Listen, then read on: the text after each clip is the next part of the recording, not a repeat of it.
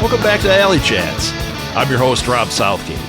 Alley Chats is like a virtual artist's alley featuring interviews with artists, filmmakers, podcasters, writers, and really any creative person you might find at a pop culture convention.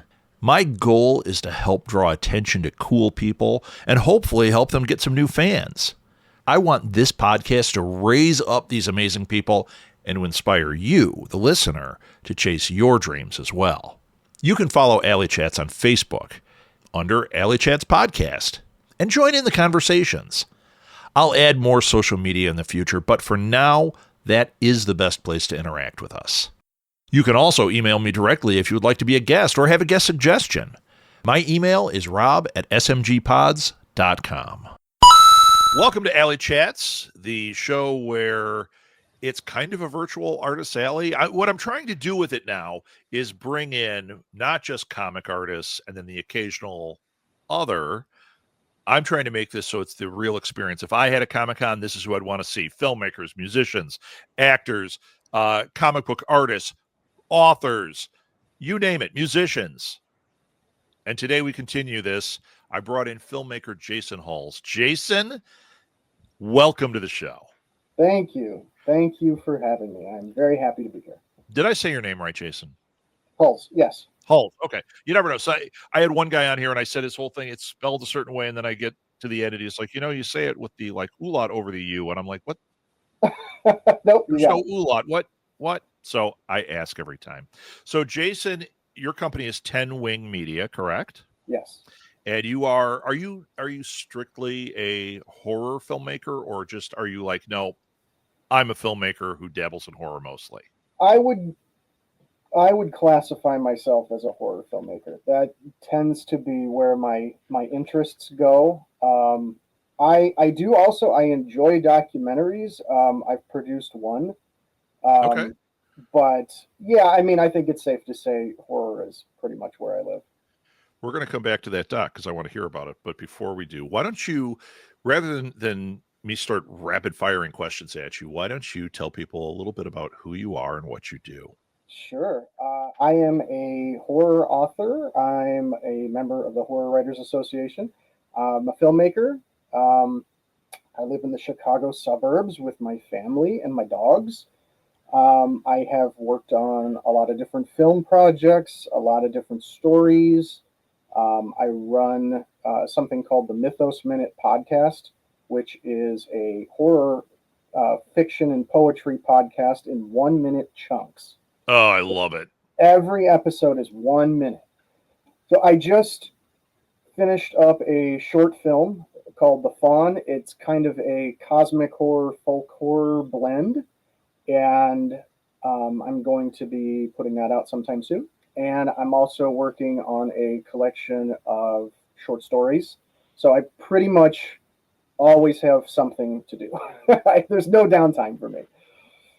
Yeah. So we'll talk about Fawn for a second. I watched it today, and I'm a big fan. I'm watching it. Here's why I'm a big fan. You just said it. I love the folk horror. I have that box set. I don't know if you saw the box set. Love it. Cosmic horror, yes, bring it on. and when I watched it, it was funny because I was like, I have to ask him like what inspired him, because I'm watching it going, I'm seeing a few things. I'm seeing like The Witch and what A24 does. I'm seeing a little bit of Giallo in there, some of your lighting and the close-ups. I'm like, oh my God, this is the kind of stuff that I love to see because it's so different than slasher, walking through woods, chop. And I'm like, okay, fine. Not that I don't love that too, but this kind of lit something up. And I was like, I got to ask him, if you had to pick something that inspired this, what would you say was the inspiration? I love that question.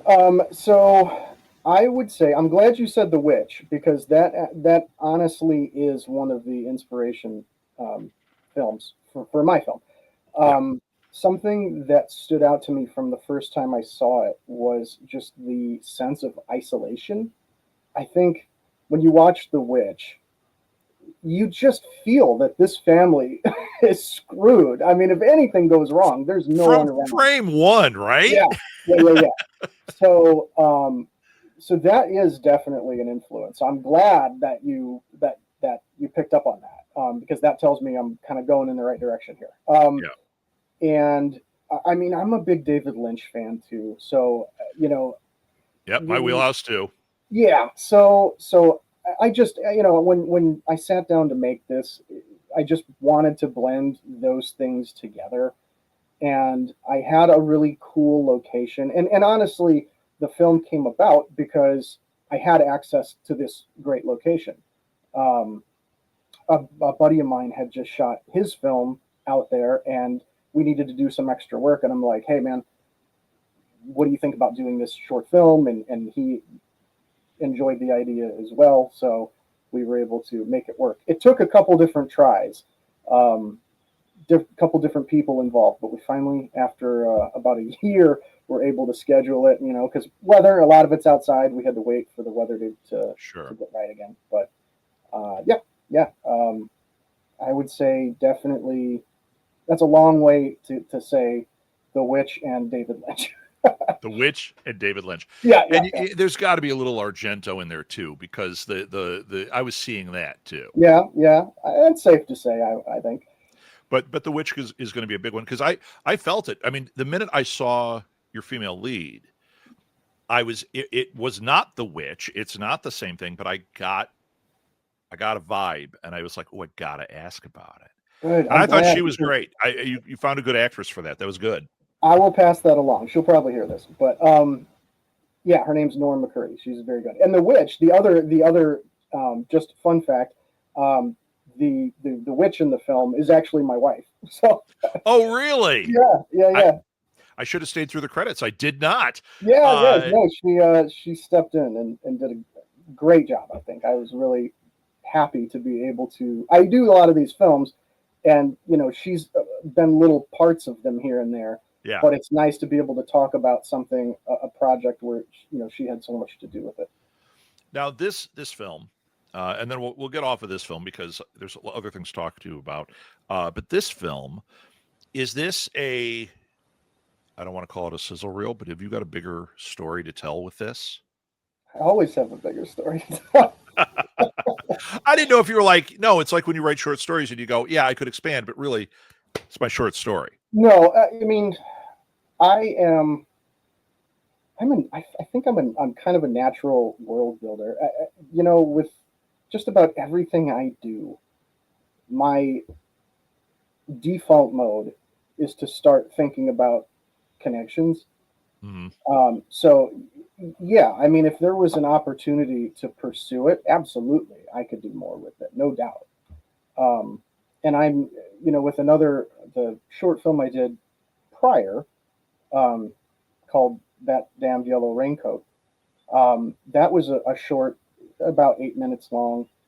And one thing I'm trying to do is I mentioned the book of short stories that I'm working on. I'd like to film a lot of those, because I'd like to be cool. My whole thing is, I kind of feel like one hand could wash the other, like if someone reads the book and they want to see what I've done for the films, then they can, those are out there. Or if someone discovers it through the films and wants to see more and read about it, then there's the book. You know what I mean? Like I want to kind of have that 1-2 punch. Yeah, no, it makes perfect sense. In fact, I'm surprised there aren't more authors out there doing that, because to me, okay, now I'm putting on my marketing hat. Integrated marketing is really the whole thing. And when you take a project, integrated project management, I'm coining a phrase here, is the same thing. Look at like George R.R. Martin. When I remember reading the comic version of Game of Thrones just before the show came out. Mm-hmm. And in the foreword, he says, yeah, I've got the book, but I love this comic because it's a completely different experience with it. And they did things that I didn't. They picked up on things that I didn't in what I wrote. And he said, I can't wait to see what the show does. I'm hoping the show is popular. And I was like, he has no idea. But it is where you integrate all of them. As a fan, you get the experience from all these different places. I want to see what you do with your short stories. Thank you. Yeah, I think it's just, I don't know why more people don't. I mean, you end up sitting with one idea for a very long time. So that is something I've discovered doing that through doing the partnership of the film and the story. But it is fun because it is such a different thing. And when you're writing the screenplay, I wrote the screenplay first. Okay. Normally, I think going forward, I would write fiction first and then adapt it into the screenplay. But just working with both art forms, they're different animals. And when you're working in the fiction version, you're writing that sort of interior dialogue or interior monologue that the characters have that Right. you don't write for the screen. And then when you're working in the film, the actors are bringing things that you didn't think of. It's different experiences with the same idea that I really enjoy. I'm with you on all of that. As a writer, you've got books out, I'm assuming. The short story collection is my first actual full book that is mine. Okay. You've been involved in okay, but have you done any, like, when there's a collection and you contribute into it, so you've gotten published that way? Okay, that's what I thought. But you've got your first short story collection coming out. Yes. Any idea on a time frame with that?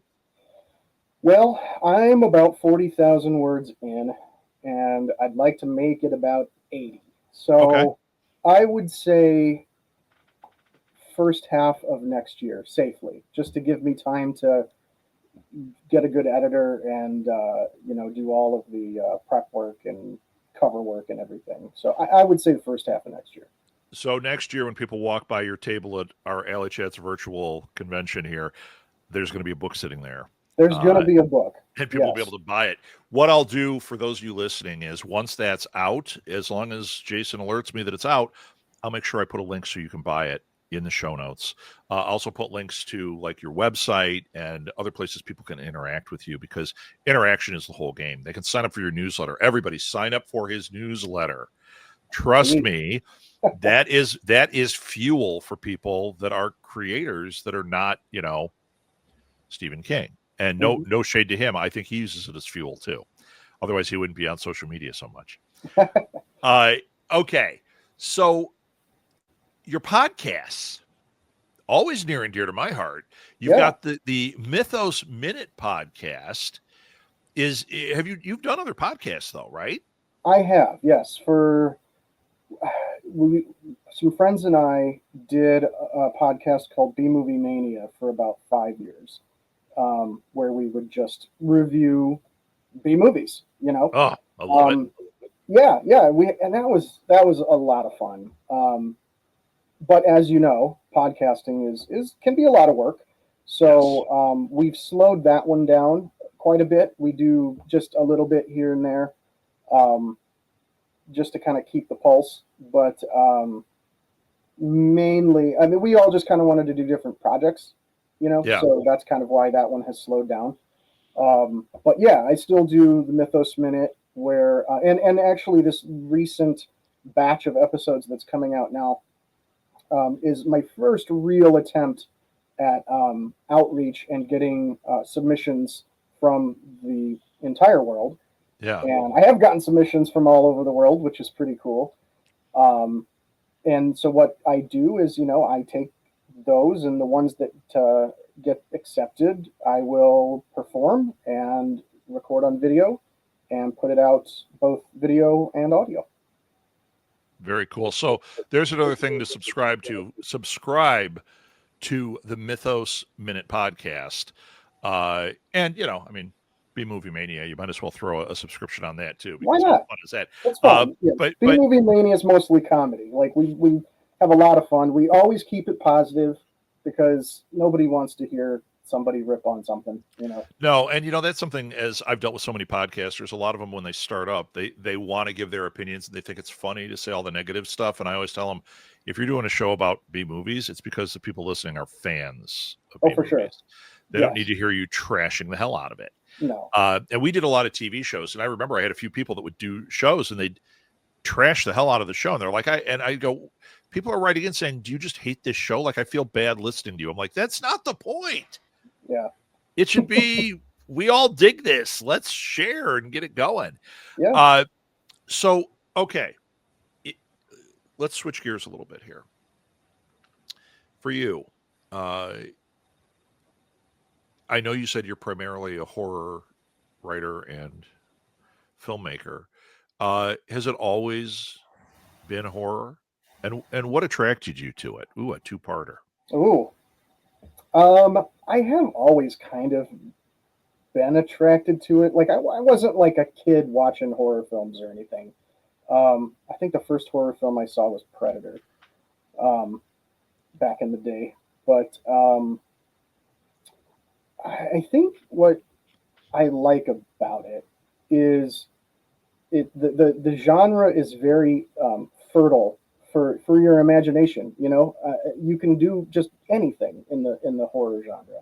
I feel like, and the stakes are always very primal. So everybody sort of understands survival. Yeah. And so I think that's what kind of attracted me to it. I would say role playing games is actually the thing that got me into the genre the most. Oh. Yeah.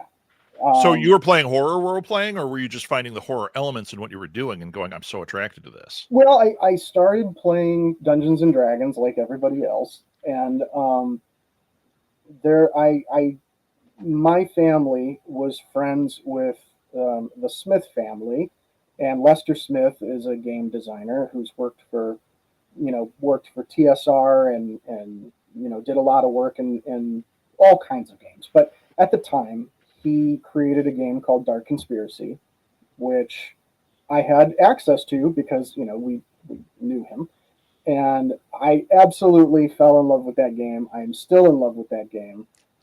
It's the sort of near dark future, and there are aliens and creatures of any type that you want trying to take over the world and do terrible things.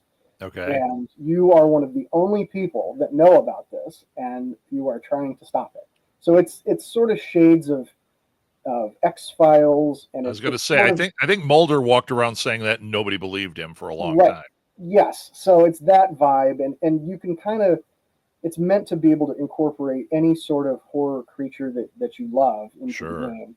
And so, man, my friends and I, man, we played that for years.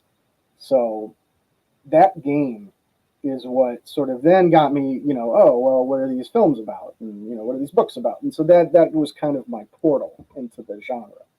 Oh, I love it. Yeah, So of that type of game, other than Dark Conspiracy, are there other horror games that you like? You're like, these are must plays. must plays. I've been out of the game for quite a while, so Okay. anything I'm say is probably going to be old. Um, I mean, Call Yeah, of but it might be new Cthulhu. to somebody, so go with Yeah, old. okay. Call of Cthulhu. I Of enjoyed. course. Yeah. I had a lot of fun with Ravenloft, even. Oh my You know, God. I used to play Ravenloft. I loved that when I was in high school. And yeah. my friends they wanted to do D&D, and they're like, we want to go fight dragons. And I'm like, but there's vampires Oh and yeah, all yeah, sorts of creepy crap going on in this game. So I'd get every like fifth time I'd get them to play Ravencloft, and I'm like, this is or Ravenloft. Oh yeah. God, what a great game! I forgot about it. It's a really good genre, and I think Ravenloft is still around. It is. I've I seen it wish I around. had more time to game these days. That is a regret I have. But When we retire, we'll do online gaming. It'll be you and me, and we'll get some other nerds that have been too busy to play and yes, imagine the game we'll have. I used to play with my friend Chris, who owned the Blue Box Cafe. Big nerd. yeah, Uh, he passed away a little while ago. I mention him quite often. In fact, that's a puppet version of him, which is okay, kind of creepy. But we played, and I mean, because this guy was such a nerd and so creative, yeah, I mean, I'd never played games the way we played them, and I yeah. have a feeling you and I would do the same thing. I think so, man. I'm We'd in. break those games, I am definitely in because that but is we got to those wait are till we're retired. We got a ways to go. a little ways, a little ways. But that was a huge part of my life. For a long time, we would game almost every day when I was a kid. So that did so much for me in terms of story creation. And It's an amazing tool, right? People use yeah, those story cubes. I see authors like they teach their kids with story cubes. I'm like, that's a great one. The next step better be gaming like this and talking about it with Molly, with our daughter. When she started getting introduced to it, we talked about that. Guess what? She's a writer now. yeah, I think it happens. it's I think it's natural. Like if you're into gaming, to go into a different creative pursuit it's just a natural thing to do. So, switching off gaming, Hmm. who are your favorite authors? And it's a BS question, okay? Because everybody's like, but I have so many. It's like, no, right now, if I were to say, tell me 3 authors that you're like, yeah, everybody should be reading these. Give me 3. Mm. No judgment either.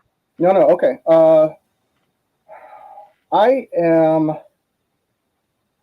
I, I read "Song for the Unraveling of the World" by Brian Evanson recently, Ooh, that sounds like a cool title. and I just fell in love with it. Like it's a collection of short stories, and it is just 100% my vibe. It is very much sort of characters meeting uh, circumstances that sort of bend reality in different ways, and that's what I love. I love it Yeah. when characters encounter the absurd or abnormal, and so that book really stood out to me. So that let's see. Wait, did you, what was it horror books or was it books? Nope, books. Books. Because I figure that we're inspired by lots of different Yeah, things. I mean, yeah. sometimes if I'm interviewing a horror author or a romance author, all they mention are those, which might be their biggest inspirations. Hmm. But then I've also had, like a horror author and they mention Tom Clancy, and you're like, but you love how he writes, you know? I also really, I mean, The Expanse. Oh my God. It probably one of the best series I've ever read. Just enjoyment and pacing and characters, and somehow they raise the stakes for 9 books straight, and and like and then stick the landing. I Right. mean, wow, that's just it's that series to me is such an achievement. So I would say The Expanse, James S. A. Corey, which is Yeah. the 2 guys, but and then I mean I got to say Stephen King. Honestly, I mean he's hugely Like I said, no influential. judgment. I People read The get weird Dark about, Tower. yeah. So that The Dark Tower was again, I think, a big influence on me, just because I I loved the traveling through different realities, Yeah. and the gunslinger. To me that was just a fantastic series too. So those are my. It's funny. The things you're mentioning are very much world building, but not your traditional. I'm going to have this, and this is the center of it. It's like Dark Tower. That he did all that world building, and it's like insane when you try to connect the dots. Yeah, But it all fits. It all yeah, works. and it's very I don't know, like there's a feeling to it, and a scope to it that just to me is so impressive. Yeah. And I mean, and then I also read The Shining and Doctor Sleep, so yeah, I mean, I think he's Stephen King, man. He is who he Right. is for a reason. That's why I tell people no judgment, because I think that because he's so big and been around for so long, people feel like, well, do I say Stephen King? If he inspired you, if he's the man. I mean, for me, he was. Yeah, And now I'm a huge fan of his son. Joe Hill is amazing. I've read a little bit of the Lock and Key. Oh, Lock and Key's a great series. You should pick up 20th Century Ghosts. You like short stories. His short stories are really solid. Cool, yeah. Yeah, I've really been enjoying him. And then Paul Tremblay's the other guy that I'm like obsessed with. Okay, yeah. I mean, he has been on my radar forever, and Yeah. I have not yet gotten to his stuff. Yeah, let me tell you, in Cabin at the End of the World, when I read it way before the movie came out, which I like the movie, but the book is amazing. Yeah. There's something that happens, like, I don't know what page, like 174. It was enough that it prompted me to go on Instagram, find Paul Tremblay and say, hey, Paul, I'm reading Cabin at the End of the World. Why don't you go blank yourself? And he wrote back and was like, I know what page you're on. I was like, that's fantastic. Nice. Yeah, it's awful. It's one of those moments that like it scarred me in a very bad way forever. Yeah. Which is why I love that type of writing, the horror, because I don't want to be scarred, but I like it to elicit emotion, to elicit some type of, reaction. Yeah. So yeah. Not that it's about the people I love, but I love those examples. Those are really good. And Dark Tower, tough to beat. I remember when I first started reading that, he said, I don't know how long the series is going to be. I might do 40 books. I may never finish it. And then for him to actually kind of finish it and have this really interesting thing, it's like, I think that's kind of a masterpiece. Yeah. Oh, totally. And I'm very excited that Mike Flanagan is adapting it into the series. Yeah. I think he's if I had to pick a filmmaker to do that, he would be at the top of the list. So yeah, he gets it. He's a really interesting guy. Did you see Midnight Mass? Yes. Jeez. Yeah. What a series. It's so good. Yeah. He's fantastic. That's the same kind of thing where like you're watching it and you think you know what's going on, but as it's going on, it's not just like you said, The Expanse. It gets to the end of each chapter and you're like, wow, each book would be a chapter. Same thing here. It gets to the end of an hour and you go, I'm so propelled into the next thing. It wasn't cheap. I'm still so interested, and they keep flipping cards and I don't know still what the hell's going on. Yeah. So that by the end, you're just like, I'm so invested in everything. And yes, I feel like he's very good at just characterization and